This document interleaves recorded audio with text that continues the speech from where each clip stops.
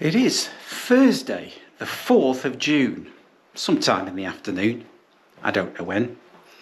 And no, it is not Boat Extras. Today is a day that I set aside, well, I've been 2 days actually. I thought I'd set aside some time to replace my carpet in my lounge. And I thought, well, I'll just crack on with that. They've got a video, they can look at that. They've got some questions to answer, and etc, etc. By the way, thank you very much for all those subscribers that have kindly answered some important questions with regards to the unit that's going on the bulkhead. I have taken note, and it seems to be the consensus that we won't go with the back of the unit that I made. We'll just go straightly direct onto the bulkhead, which is cool. I think that's a good idea. But I have got something up my sleeve that I can incorporate, which I will discuss with you on the other bit.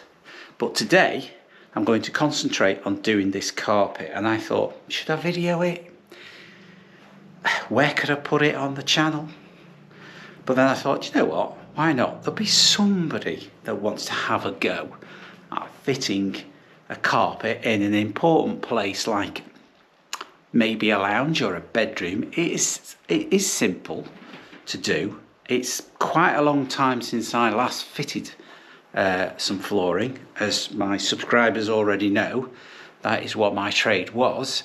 And although I wasn't on the tools for many years due to my knee being completely goosed, I have my own carpet fitters, etc., doing my jobs.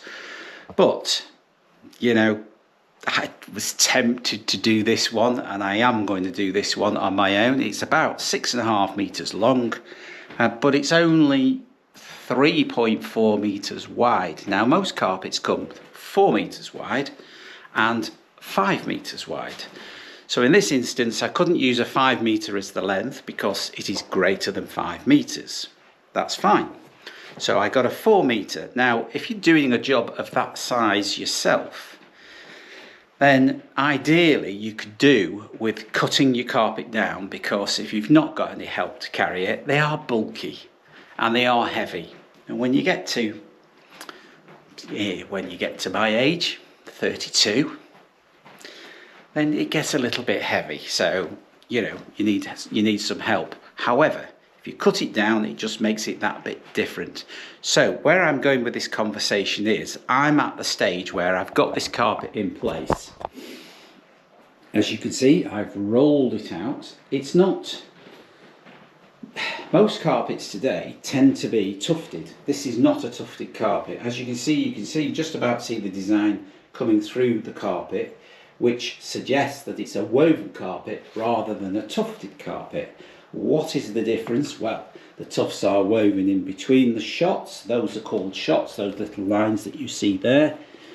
They are called shots, and the carpet, the material is woven in and out of those shots, and that's what gives it your pile. And then it goes through a blade, because a carpet is made in a sandwich form, and then a blade comes through and slices it, and you end up with a pile like this.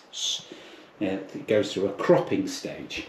Anyway, enough technical details. Let's get down to the practicality of fitting a carpet on your own that you've probably never done before. The key factor is your floor has to be clean and tidy. And you also need to lose all the old underlay, of course, if you're going to be replacing it. And more importantly, you have to get rid of all the staples that the underlay has been stapled down with. Now, there are retailers out there that that spray it down and you can pull it up, the underlay, which is fine. But more often than not, carpet fitters use staples and staple the underlays down. I personally would suggest that you take those staples out, because you get little nobules of old underlay attached to the staple, and you know, the underlay is only about it's about 4'6" or something like that, I think, from memory. So it's probably from here to there in width. So you're going to get a load of staples down the edge, and then you're going to get a load of staples down the middle, and then more often than you're going to get obviously another row here. And then, you know, if you've only got one roll and you need another roll, and you have a join in the underlay, then they'll staple either side. So you've got multiple areas where you've got staples. If you don't take those staples out, trust me, you will feel those staples through your new flooring. Guaranteed, you will feel nobules underneath your foot. Even if you go around and you take them all out, you can bet your bottom dollar that you will find one underneath your foot, and it'll be annoying forever and a day. So please take your time and go around and take all the staples that you can possibly find. Don't hammer them in. It's not the best thing to do. Pull them up, suck them up in the hoover or whatever you want to do, but get them out of the way, because your job is only as good as the floor that you're laying on. Once you've done that, I would also recommend, this is old school, and that is double gripper in the length. Why would you double gripper in the length? Well, in the old days, the majority of the carpets, if not all in the UK, were woven carpets. And with a woven carpet, you do tend to get stretch.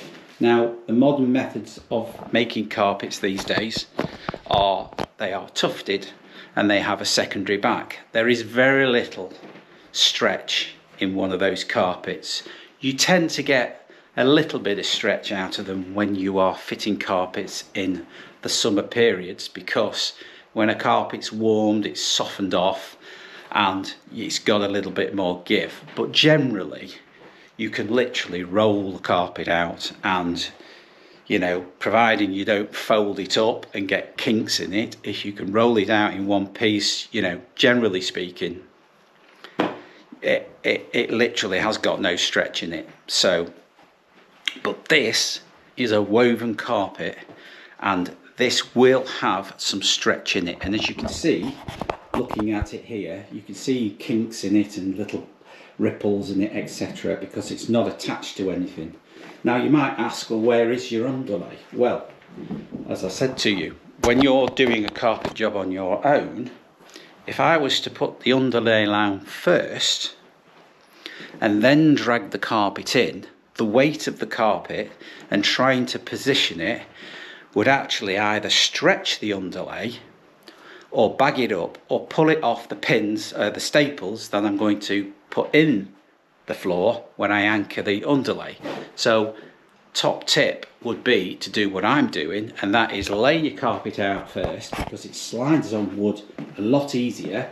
It's far more manageable to do this, what I'm doing, than it is to put your underlay down, because it'll just drag on your underlay. And there again, when you're dealing with underlays of today, they tend to have a paper top. They're not like the felt in the old days, when you used to use felt, or 100% felt, or felt and crumb rubber, which is reconstituted tie rubber, which I have to say is very, very good, and will last you donkey's years. But because there's no seams in carpets these days, you know, it's ideal that you use this lightweight foam underlays that you can get from the likes of Tredair, which is a common one that people know, etc. And I'm going to be using something around a 10mm underlay. The pins on the gripper are long enough, because you can get various grades of gripper rods, and if you're going to use in excess of 10mm or 9mm, which is the most popular one, I would say, then you need a long pin gripper, because obviously the higher you go, the more chance your carpet's not going to actually grab onto the pins. If you have got no gripper rod down whatsoever and you buy some gripper, then there is a specific way the gripper rod goes. If you examine your gripper rod, you will see that your pins in the gripper are slightly angled. They are angled for a reason. It's a bit like a drum skin or a piece of cling film when you're putting it over a bowl. You know, you stretch it over and you get a nice tight fit. Well, that's what those pins are for. Those pins are angled towards your kickers or your skirting boards around the edge. So when you come to stretch onto your pins, the pins then grab because your carpet naturally wants to come back because you've put a bit of tension on it. So that's the idea with those, and I don't know whether it actually physically shows the pins on an angle. It might do, if I can focus. You can just about make out those pins. They are angled that way. And also, it's crucial to judge the gap too. So if your carpet is really thick, then you might have to just bring your gripper rod slightly away from the wall, because when you come to tuck in, scroll over your carpet, which is breaking, which I will show you as I go along. If it's a thick carpet, it won't go down that gap, so you just have to bring it that bit further away. Not too far, but just enough for your carpet to tuck in. So there we are. So my next stage now, I've checked the width. I know that the width is good. I know that I've got length. Yes, this room is oblong and it's got it's an ideal room for me to do because there's, it's just an oblong shaped room and there's no real cutouts. So I can net across that wall. I can virtually flush fit it across there because I know I can tuck it in. Just to give you an idea what I mean. I've got something somewhere. So as you can see there, I know you can see an edge there. I'm not even going to take that raw edge off, which is the salvage edge. But as you can see, I can literally tuck in there, like so. And then that gives a nice, neat finish. And once I kick the other way, it'll bring it taut. And then you've got your tension. The crucial bit is kicking out lengthways with no furniture on it, hence the reason why my pieces are all on the edge. So the next job I need to do now is I need to fold this carpet back and then roll out my first rung of underlay, staple it into position, and then I can then place this carpet back over here. I can then take that section and then pull it over to here and then get the second section in. Once I've got two main sections in, then I can confidently start to trim the carpet in, because I've got at least 3/4 of the carpet in position, not moving. I can start pulling out some of these ripples that you can see, which will naturally, in this atmosphere, because it's a warm day, they'll naturally want to fall out anyway. This carpet, you can always tell if the weather is quite warm. This carpet was folded literally in half, and you can see that there's no kinks down the middle. If it was a tufted carpet, which means a secondary back carpet, I don't know whether I can demonstrate a secondary back. I think this one is a secondary back. So something like that backing, which is a common one, together with a common underlay, that backing, if that was folded, then it would be severely kinked, and the only way that would come out fairly quickly is if it was left outside in the sun to allow it to drop out, and then you'd literally kick your knee to death to try and get most of it out. Sometimes it won't come out in one hit. You might have to come back the following day, or in your case you might have to re-stretch it, but with a woven it's a little bit more forgiving. So that's the introduction. I'll crack on and get the first two pieces down, and then well, you will be back. See you very shortly. Okay, welcome back. So I've just got the first rung down and I've stapled, but I just thought I'd show you. So I tend to staple about 1/2 metre, maybe fractionally more, it's just a rough idea. 1/2 metre down the sides to anchor it properly, and then I go like I always do. I go overboard and then I go down the centre as well.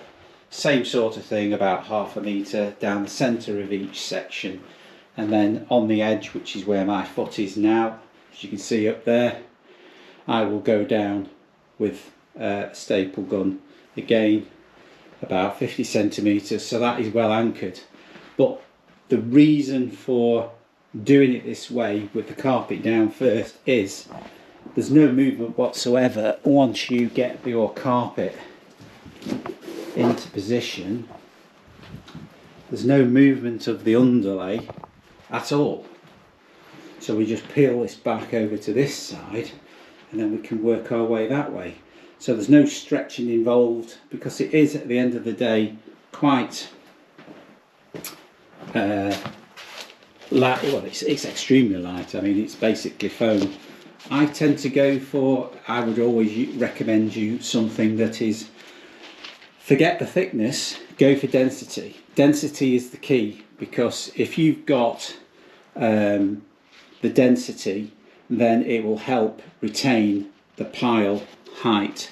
And what I mean by the pile height, if you've got a underlay that's extremely, I mean, commercially there's underlays on the market that feel like they're that big, that thick, and you know, there's some even called Cloud 9 and things like that. You know, sometimes you can get them really, really thick, and they feel all wonderful when you have them down for the first 6 months, but they start to compress. You've got the heavy carpet on top, you've got you walking on it constantly around your furniture, etc.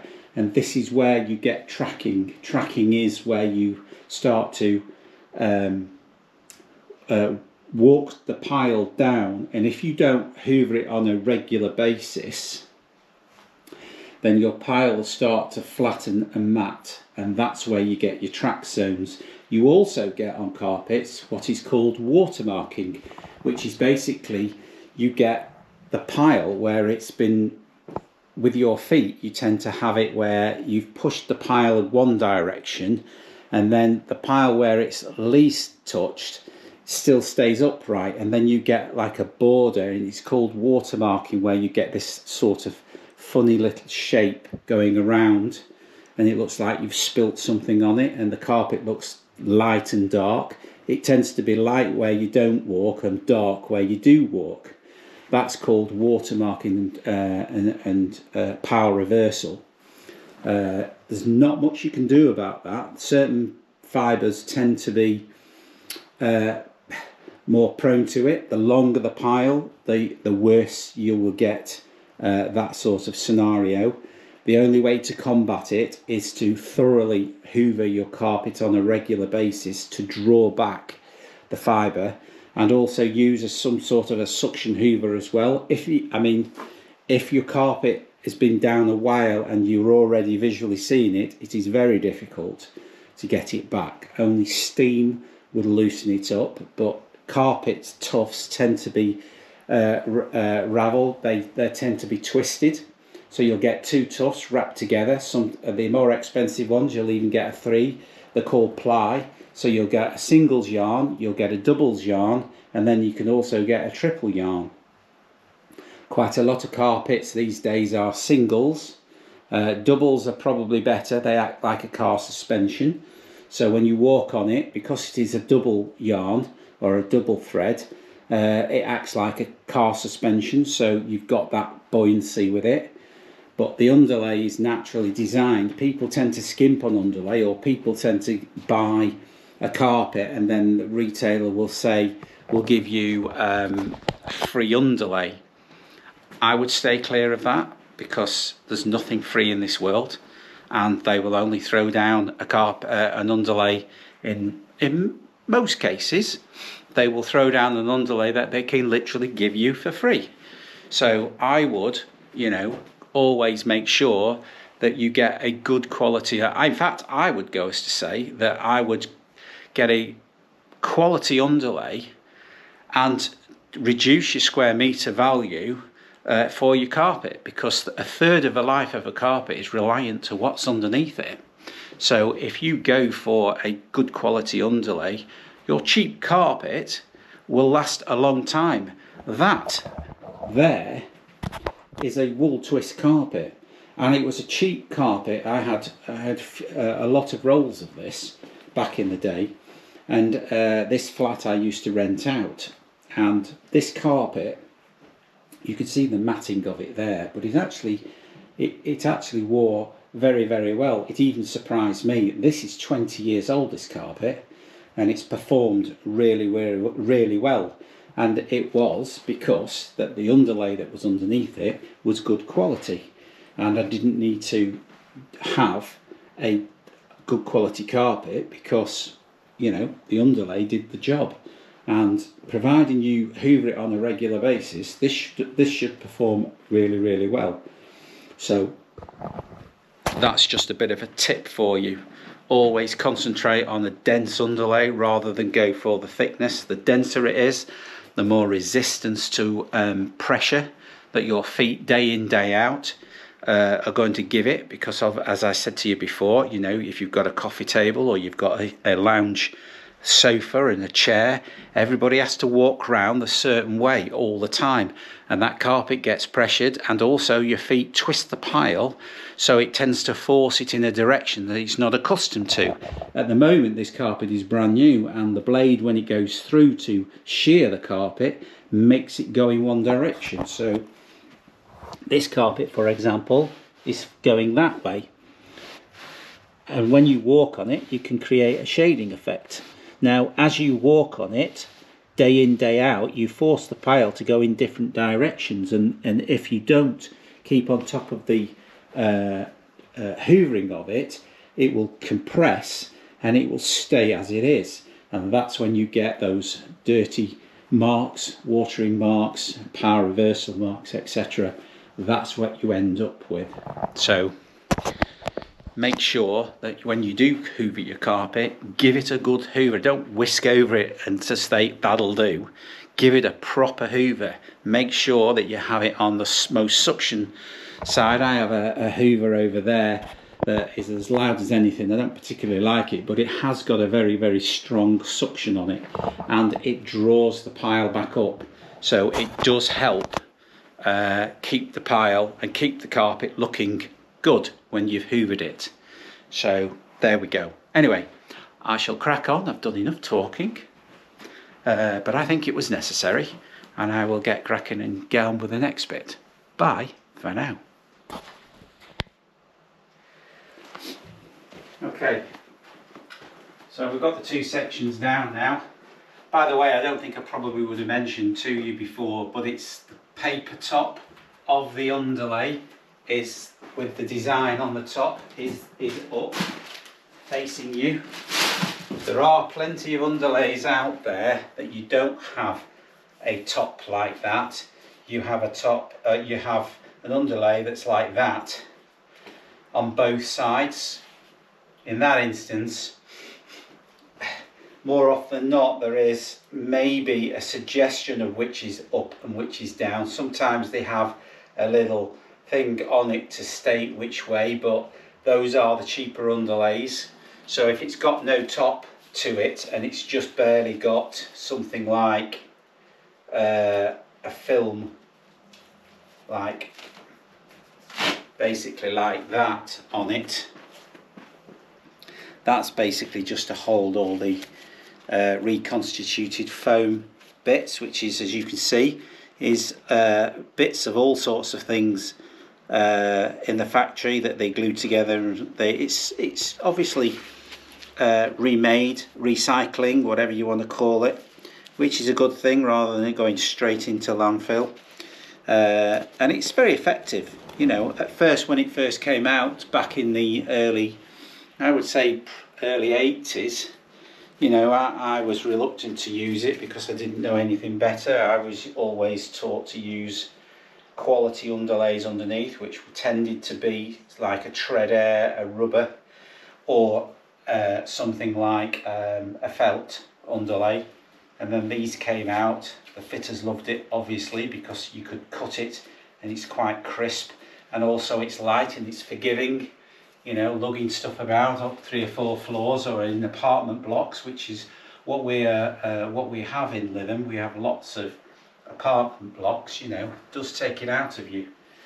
So yeah, it's the top first. So once you've got it out, then you need to start getting out your bubbles and what have you, and you need to get it so it covers all areas. So more often than not, you straddle your carpet, so you've got one your left leg if you're right-handed on the underlay, and then you use your right leg just to kick it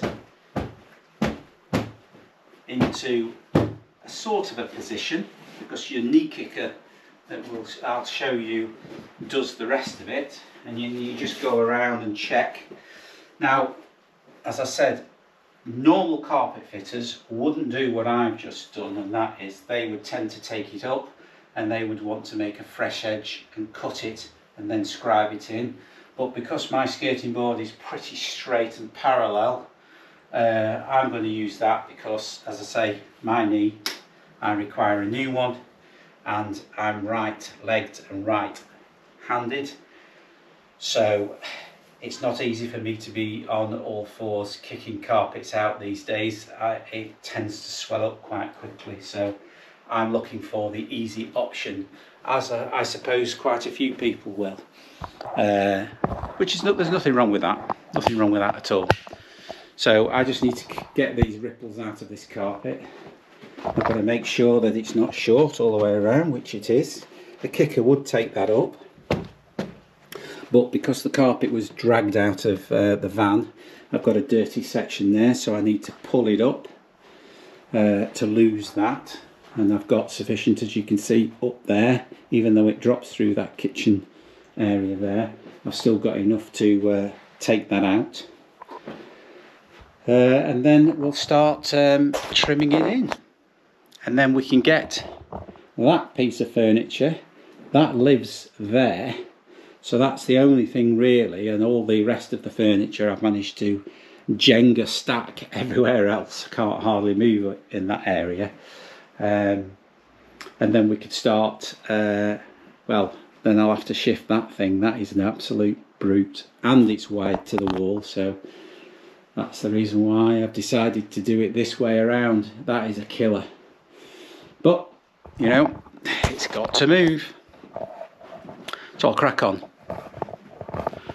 and I'll speak to you later. Okay, so now we come to the stretching of the carpet, and to stretch the carpet we need a stretcher, and here is Exhibit A.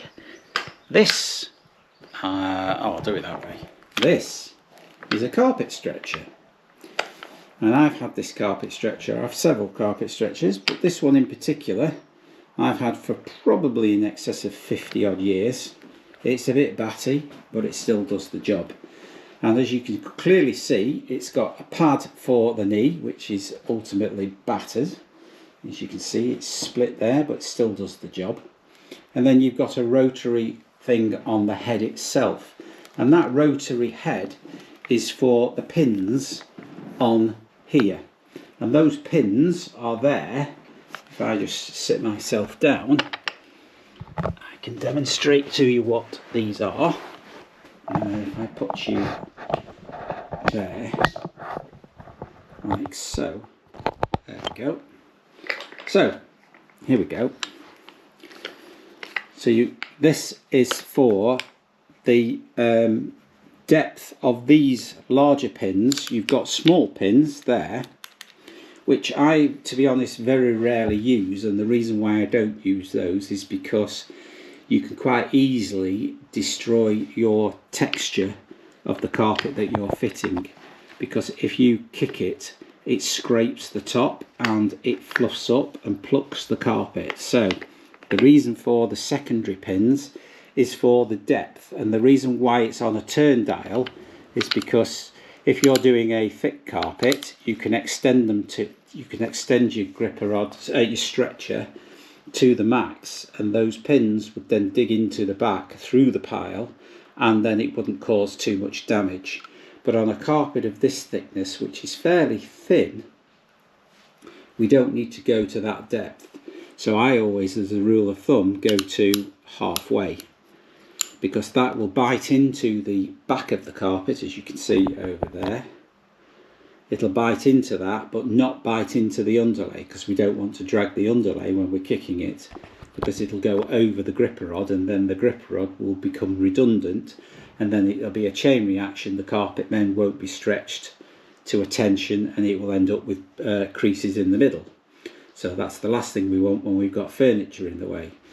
So we use this, and the first job we need to do, now that we've got the carpet out in a respectable manner, there's very little, as you can see, there's very little bagging in the width of the carpet, which is where the main strength of the carpet is.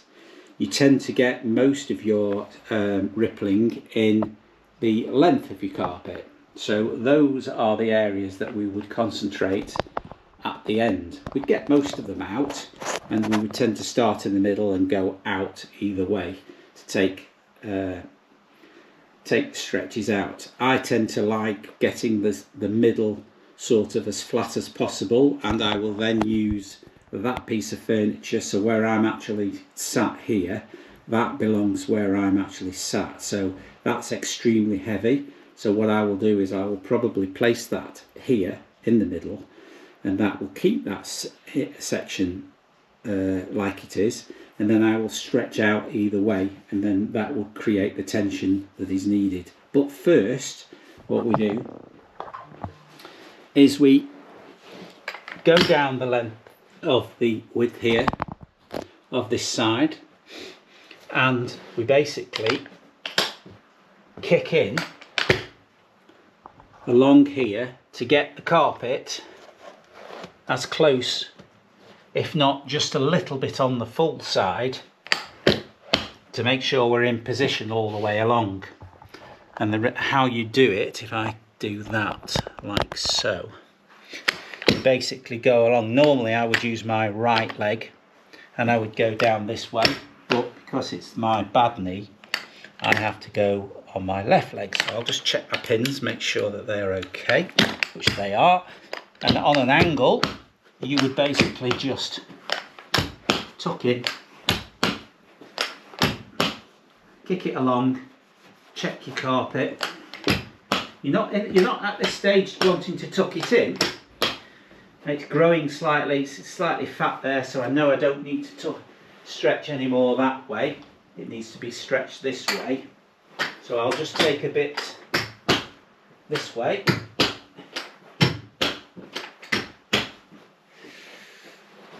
Just what you do is you're constantly on your hands and knees checking, because when you're looking directly down at your carpet, you can't always necessarily see the ripples in it. However, when you've got a window like that, it does throw a cast and you can see the undulations in your carpet. But the reason for doing a stretch on the width, which is very little, is what we call scrolling. And this is where you get your neat edge. So what we do is we pull the carpet back, and then we break the carpet on the edge. And what that does, that gives you a scroll effect on your carpet, and it gives you a really nice neat edge. Now, as you can see, it's obviously not up that way, but that's where your stretcher comes in. So now your carpet, it looks like it's been poured on the floor, which is what we want. So I go and get my stretcher,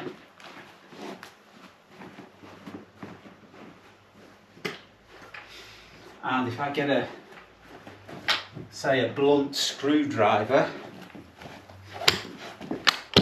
and then kick in and tuck in,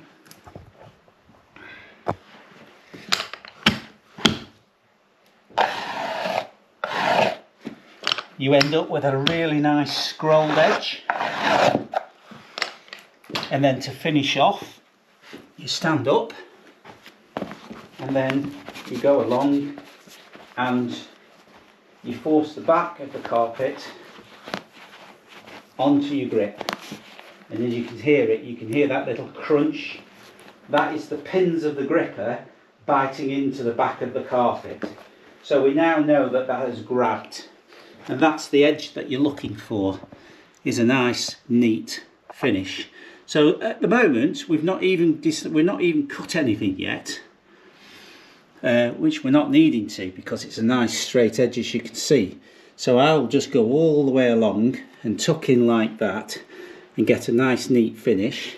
This seems to be fairly flat all the way along, and once that's in, then I can start coming out a bit and then stretching out that way, and then stretching out that way. And then once we've got this nice and flat and level, we'll get this brute, stick that there, that'll be our anchorage, and then we can continue kicking that and start trimming the carpet off. We know the carpet's going to fit that way because I've already measured it, so we know that's all good. So we don't need to worry about that side of it. We just need to get this pretty flat and ready, and then we can move on. So that's exactly what I'm going to do. Hope that's clear. See you later. Right, so cutting in. This is where people fail when they are doing a carpet, and that is actually trimming your carpet in. There's two stages, or there is for me anyway, and that is trim the excess off first. But where people tend to fail the most is when they are dealing with things like this and angles. You know, you would think, you know, you would sort of like cut, I don't know, like that or like that, then they're worried whether that's going to be too short over here. So basically what I do is I'll take this cut down to here to start with. Obviously I'm allowing enough because it drops back there. You've got to be alert when you do it. And then when you get to about here, then what I will do is I'll come away from my area where I'm going, and I will take it back like that, not encroaching on this corner, because this carpet has to drop down there. So how you would get your carpet to drop down there is you would find its point, and once you've found its point, you know you can't go any further. So you would then take your blade, you would dig in, not too far, but just away. You would dig in, and then you would come away from your work. So you wouldn't go that way, you would go this way, like so. And what that will do, it will then give you a relief to just take your carpet beyond where you're working, and now you can dart, which is going down, because you've found your point. Now you can go down. And I'm basically talking for the amateur, not a carpet fitter himself. Carpet fitter would just be doing this blindly, would just be because he's doing it every day. But if you do it the way I've just done it, in a slow manner, you will get it right. So now you've got your carpet that's greater than the area that you're covering. You've reliefed it, because if you don't relief it, you'll end up with bagging around this zone here, and you'll never get it flat. So you need to relief it there. And also, if you want, now you've got this here, you can actually do the same there. So you find the corner of where you're working, you dig in, like so. I can use a new blade, and then work away, and that gives you the next relief. So you're always cutting reliefs as you're progressing towards the end zone, which is obviously where your door bar is, which is over here. These are coming out because I've got some new ones, but you know where you're finishing, so you can then stretch your carpet out, and you've got your carpet that's nice and flat. So I'm going to go to the other end and trim that in, so then we can get this carpet sort of relaxed in a position whereby we can take most of the bubbles out. So that's how you put a relief into your carpet there. Bearing in mind, of course, if you do make a little bit of a mistake, you've still got ripples in your carpet that you can use your stretcher to take your carpet up to the edge, so don't overly panic if you make a little bit of a mistake.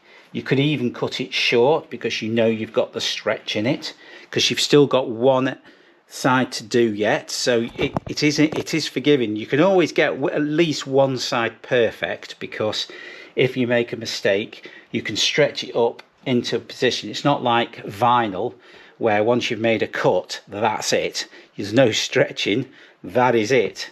But with a carpet, of course, you've got movement in it, so you can practice on the first edges, and then the final edge, which is going to be over there, that's going to be behind a sofa over there, so you'll never even see it. So always, if I were you, if you're fitting your carpet, always choose an area where you very rarely see your finished product, where you're actually visually seeing it. Do that first, because if you make a mistake you can kick it in, and the ones where you don't see it, you can then salvage that over that way.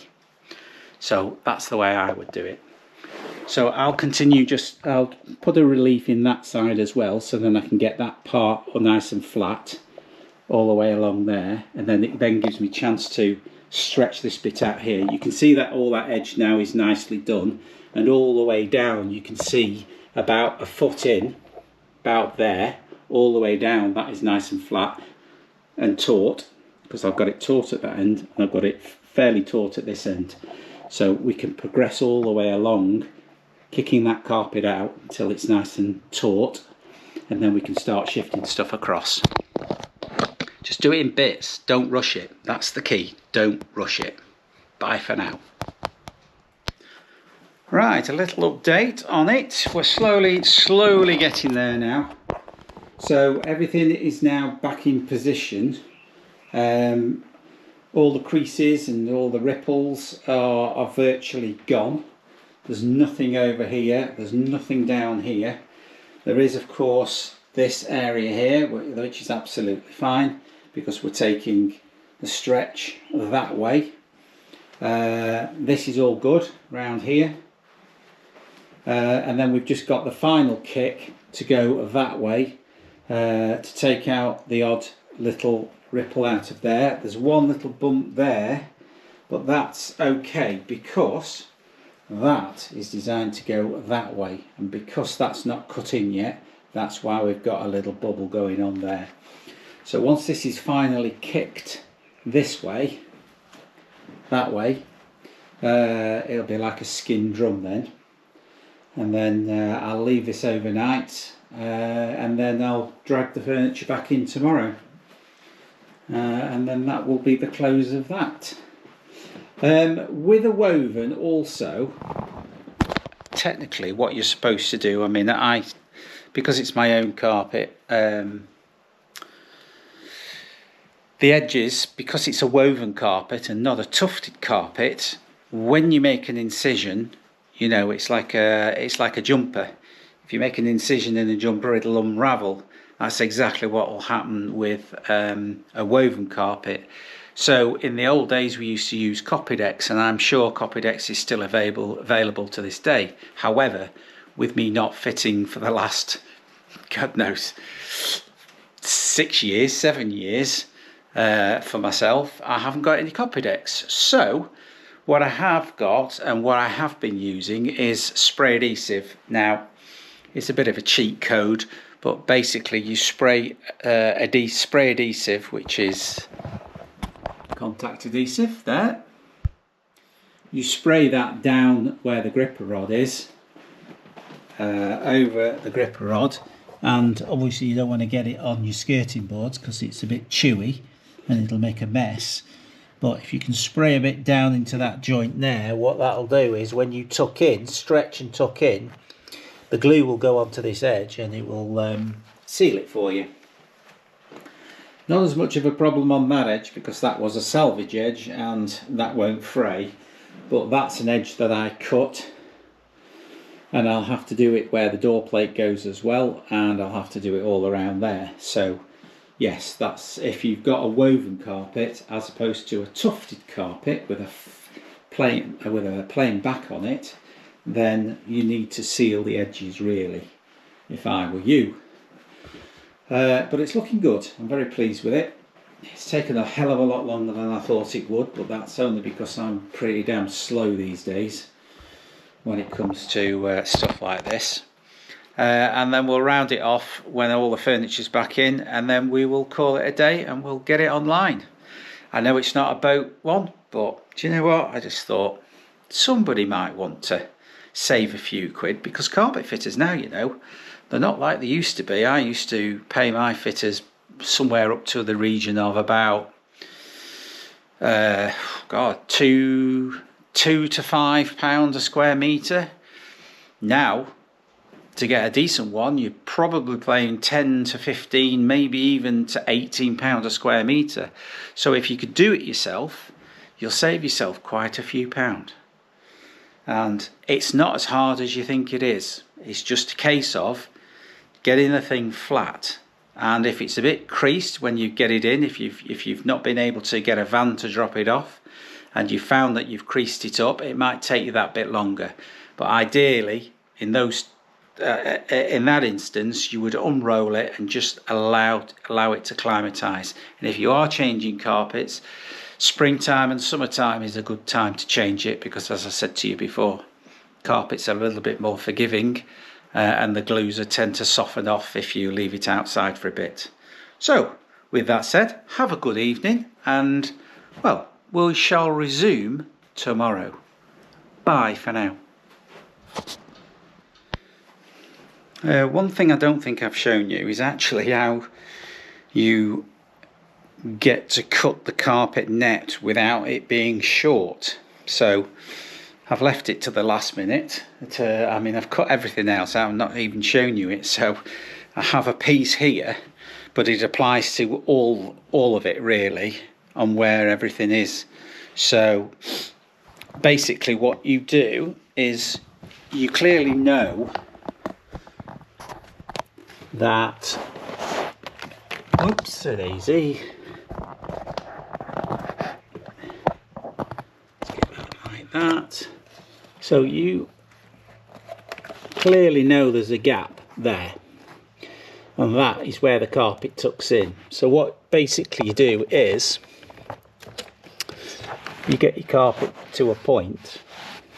You don't have to stretch it into place, because you can stretch it afterwards. And as I said to you on the opposite side, that, let's just shift that out the way. You know, the stretcher will take it. So if you have made a mistake, you know that you can stretch it up into position. So basically what you need to do is you need to get the carpet tucked in beyond that gripper rod, like so. So it creates a line. Now that is a net line. So if you cut it exactly there, you don't cut it that way, like so. And you don't cut it like that, because if you did, you would be short, even though you could still stretch it up, because there's still a bit of play in the carpet. You want to go, that is a 90-degree angle, you want to go halfway. So once you've established your position, which would be halfway from there and there, so you choose the middle, and basically that part there, as you can see with my knife, is the area where it's worn the most. Well, that's the area that gets touched. So once you get that in the corner, like so, then you can make your decision. You can make your incision. So you basically would go across there, like, get that in there. Then you would dig in, like so. And then one smooth motion. And now as you get to the corner, you need to start to release your pressure, because if you don't, you will slice all the way through your carpet. So once you get to a point, you can stop, pull your knife out, go down darting, as we call it, pull the carpet back, have a look where you've cut, and then just finish it off like that. Same with the corner. Now when you're doing a long run, like for example that one there, going all the way along there, if you make an incision so far and you scribe down, you can cut it and then pull that away. You can see whether you've done a good job of it. If you haven't done a good job, then you know you need to adjust on the next section. If you went all the way down, well, and you got it wrong, well, you've got the whole joint, you've got the whole cut wrong. But if you just cut it so far and then go down with your knife, then at least you know that you're on the right track. And what you can do, if by chance you've got it right, you can leave your knife stuck in the carpet like so. If it'll stick, you can leave it there, because if it's worked for you, then you can adjust your body, go a bit further down, and then continue along, providing you've cut it, you've made that line with your screwdriver or whatever you're going to use, and then you'll get a true well, it won't be short. Now you can see that is absolutely flush. I've not gone too high, because if you go too high you'll end up scoring. Like if you have a look at your skirting boards, you might have had a rookie carpet fitter who gets his angles wrong. You'll end up with scribing marks all the way scraping along there, and that is because they've had the blade in the wrong place. So that is nice and flush. That'll now allow me to stretch it up into there, and then I'll be able to tuck in like so. But I'll be obviously stretching it up and stretching it up there. So there you have it. It's quite straightforward. You just have to take your time. Don't go blasé and like a bull in a china shop. Just break it up into bits till you get used to your angles, and once you've got used to it, it'll be second nature.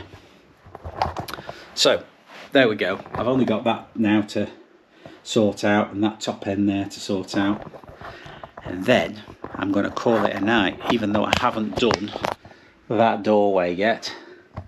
My knee's hurting. That knee, as you can see, I've had plenty of work done in the past. So I'll see you later. And a warm welcome back. We're on the final hurdle of doing this carpet. I'm actually on the door plate side, and when I charged this thing up, I thought it would last at least a couple of days, but no, it was absolutely dead. So I've just been putting plates down while it's been charging. It's only got 23% in it now.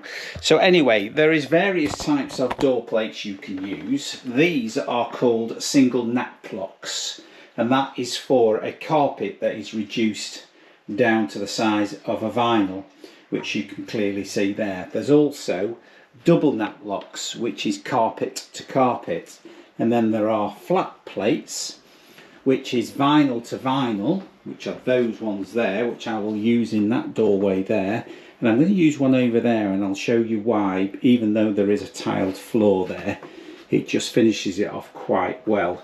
As you can see, I've put a single nap block there because it's carpet to vinyl, and even though that's not a carpet, it is a doormat, it is still higher than a vinyl, so you still use a single nap block for there. You can see that there's a film on top of them, on every one of them. I've not pulled those off yet until everything's completely hoovered up and finished, because these are brushed steel, and as you can see there, it's not like a chrome plate as normal.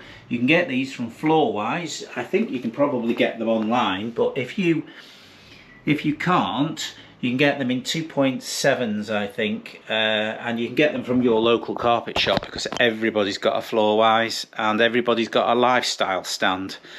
So you will see in quite a lot of shops, you will see a stand full of door plates, and you can have anodized brass, you can have pewter, there's loads of different colours you can have, so you don't necessarily have to have what I've gone for, which is a brushed steel type. You can go for various types, and they're not expensive either.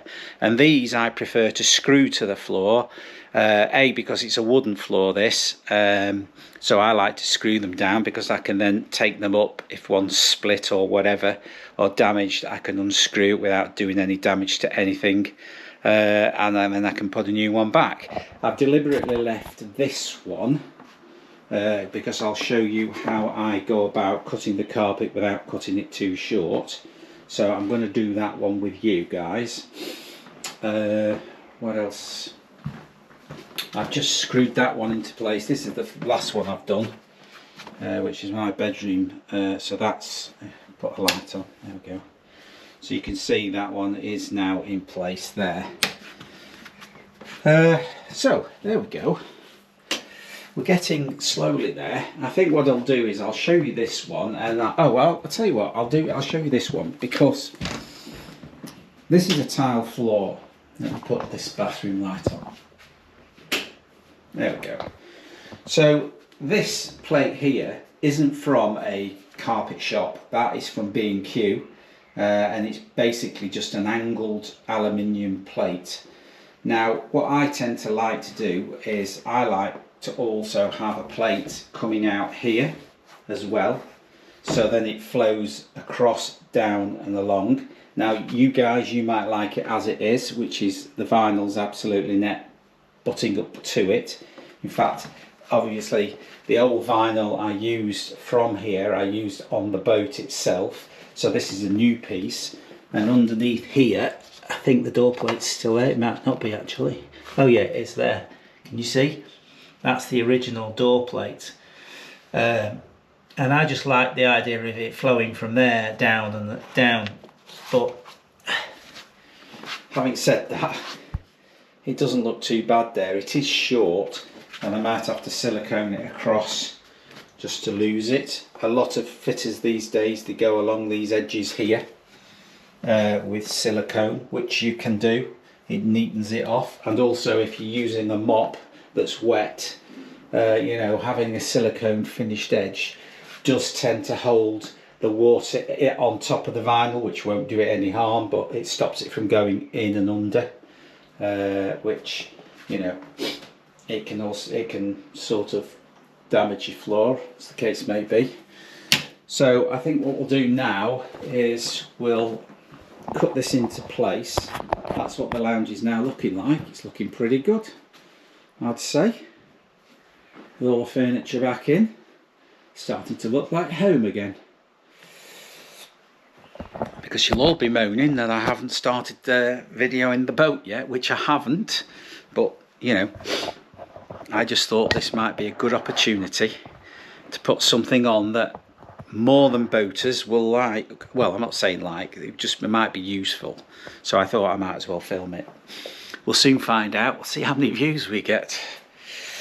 So as you can see, I've got the door plate into position here. That's screwed into position. I always tend to like putting the door plate over the vinyl. I mean, I had that opportunity to do that because I fitted the vinyl and I left it, you know, coming into the room, so I could cut it wherever I want. So that is actually over the top of the vinyl, which is good. So it's a case of now cutting this carpet. Now, because it's the width of the carpet, there isn't much stretch. So the rule of thumb for me personally, and I prefer to do this, is to find an edge here, like so, and just go beyond the lip here. So I just tend to take it a little bit over the edge, to the edge of there, and then I tend to make an incision there and go along there like so. Because you can always, if it's too big and it buckles up like so, like that, you can always trim it off. If it's too short, because of the width, it's always going to be short. When you hoover it, you're always going to grab a thread, and you're going to slowly unravel it. So you need to go oversized rather than undersized, you can always trim it off with a new blade. So I'll just go and get my knife, whatever that is.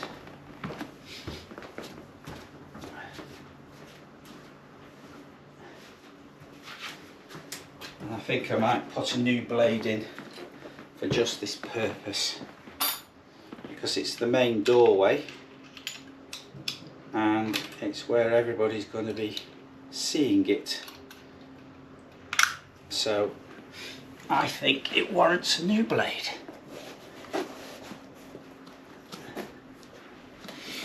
So bend the carpet over, use your knee just to hold it into position. Establish where you fancy cutting. And remember, you can always, if you cut it over, it doesn't matter. If you cut it under, it does matter. So I think about there will work. Let's try that thread there.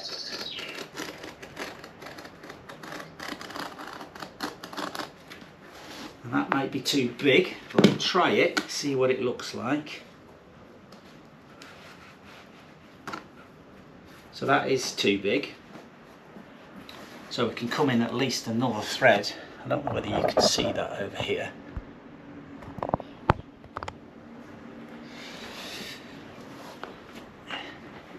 So we can come in at least another 2 threads, I would say.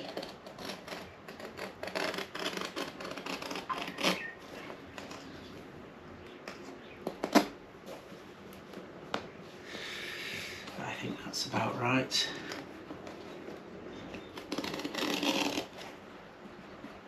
Keep checking your work, because you don't know whether you've got your carpet absolutely straight. I mean, I've got shots, as I told you before, because it's a woven back. I've got shots on the back of here, but that doesn't mean to say that this actual carpet is absolutely straight. You could be following a shot and it ending up being short because your carpet's not absolutely parallel with the walls. Keep checking your work. It's obviously growing slightly, which is no problem because we can cut it. Yeah, it is. It's actually growing.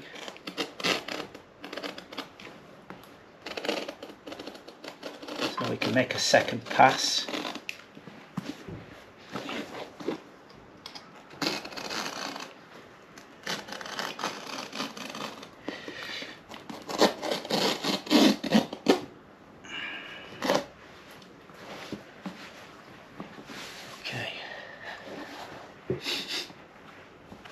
So it just starts to grow there. So if we go to another couple of threads, check your work,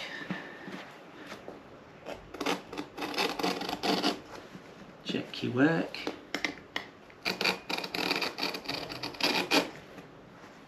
check your work.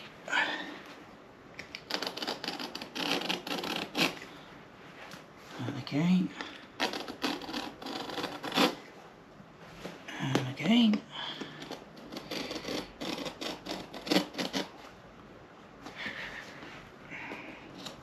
I think you've just got to, when you're doing things like this, you've just got to take your time, and if you're not overconfident, then there is no rush, and you do it in small quantities like I'm doing. You can't help but sort of get it right. So we're all right up to there, and then it still grows from there. So I can still take another couple of threads. Because I'm using a new blade, it's easy. If you don't use a new blade, it'll chew it, and you won't get a clean edge.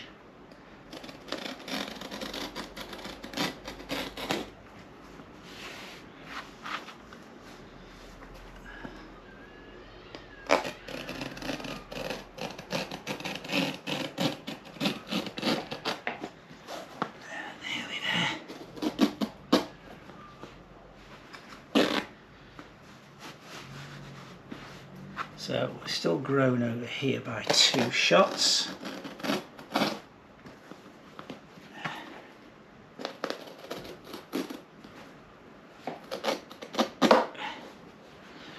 Right, we should be getting there now.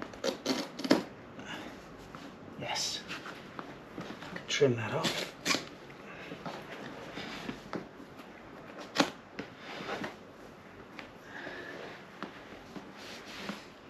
Still might be a little bit big, but we'll try.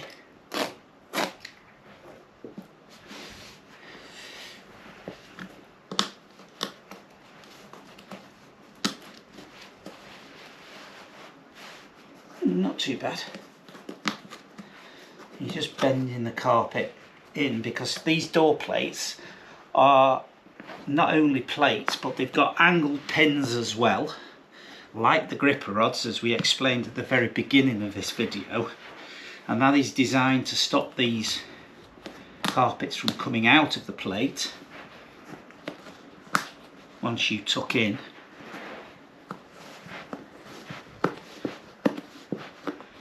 And as I said, because this is the width of the carpet, there isn't much giving it, so if I use my picker,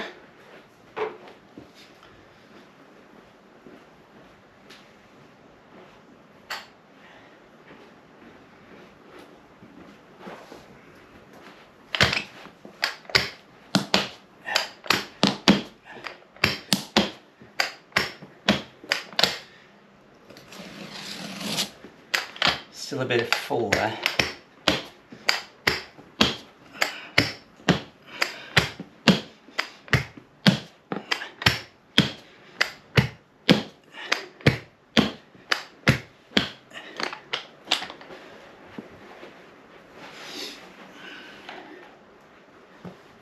Just need to curl that back like so, to maintain that scrolled edge.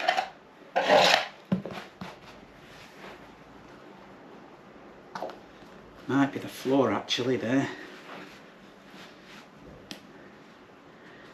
Just feels a bit fat there. I think I might have to pull that out. Give it a bit of a trim. We'll go right there. Go a couple of threads again.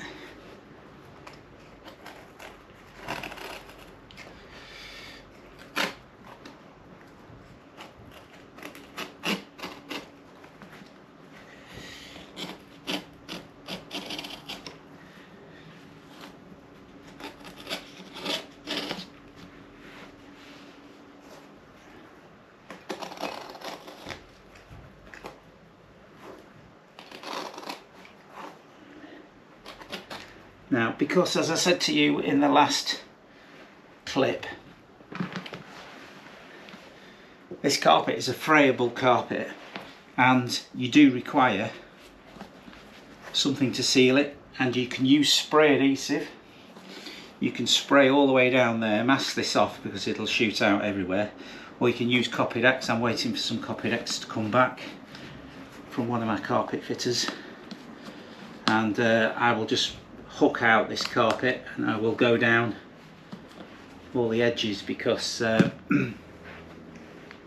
is the correct thing to do with a woven.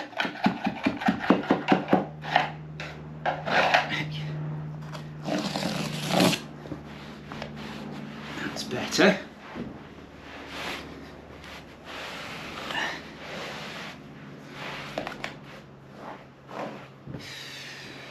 There we are.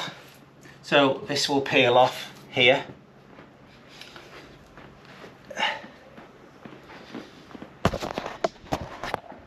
There we go, as you can see there. Alright, okay, so we've done. The battery died again. I think I definitely need a new battery because it, although there was 23%, it seemed to disappear rather quickly. So we've come to the finish. Everything is all done, everything's in place. Very happy with what's happened there. In total, there was 26 square meters of carpet and underlay I think there was 30 square metres of underlay because I've got a balance left. I think there's about 15 square on a roll. With the door plates, that came to a grand total of £900. Obviously I fitted it, so you would have fitting on top of that if you went for such thing as that carpet. If you want to know what that carpet is, then drop me a comment and I will gladly give you that. It came from a company called Carpet Line, which is an internet based company.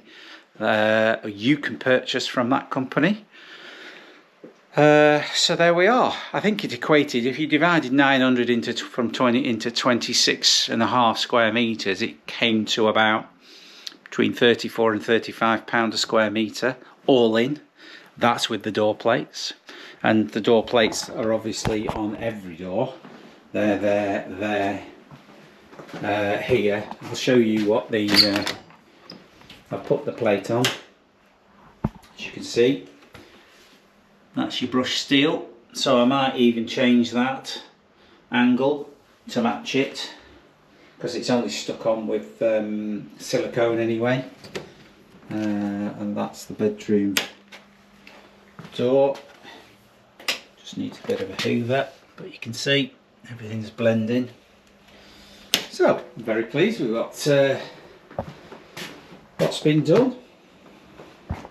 I can now get back to serious stuff, which is the boat. So I hope you don't mind this going on. I thought it would be useful for not just my boat subscribers, but you know, anybody who wants to have a go at fitting a carpet. And I've hopefully given you enough information. If you need some more information on how to fit a carpet or a staircase or a bullnose of a stair, just let me know and I'll do my best to help you out where I can. So thanks for watching. Give it a thumbs up. It is a bit different, but I promise you we'll be back to doing the boat, that's for sure. So until next time, thanks for watching and I'll see you next time. Bye for now.